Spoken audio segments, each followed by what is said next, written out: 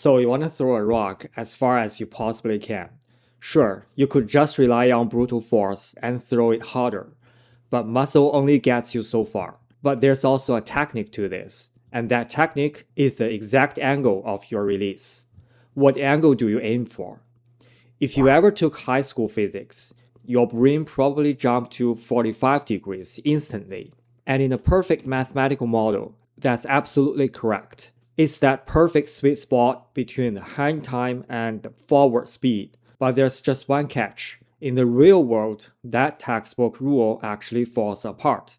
You see, the 45-degree rule comes with a hidden condition that textbook often buries in the fine print. It only works if you launch the projectile from the exact same height that it lands, like a golf ball on a tee.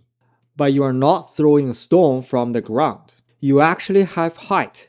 And when you raise your arm to throw, that rock is actually launching from over 2 meters off the ground.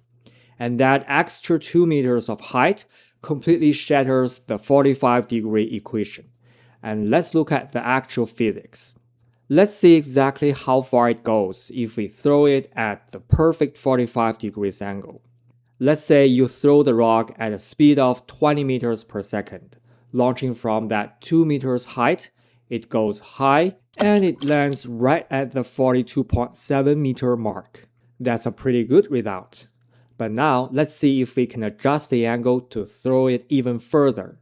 Let's rewind and try throwing it flatter, say at 33 degrees. And there it is. The flatter 33 degrees throw lands at 44.5 meters mark, actually beating our previous distance.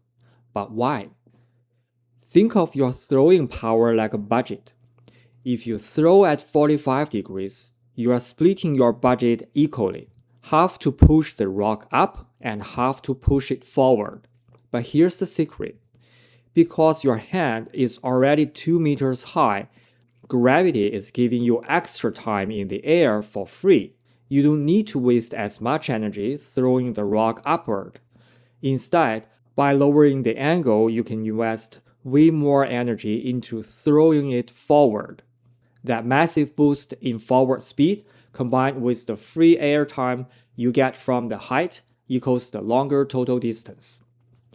Now let's look at the math. In your textbook, you probably learned this simple range formula, but that assumes you are launching from the ground where h is 0. Since we are launching from 2 meters up, we need to fix the formula to account for that extra height.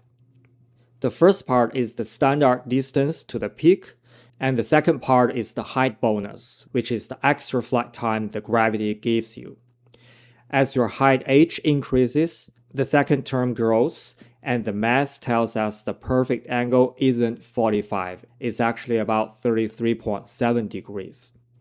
So next time when you are throwing a baseball, a shot put, a javelin, skipping a rock, or taking a physics test, remember the height. The 45-degree rule is a perfect theory, but in the real world, your height is the ultimate variable.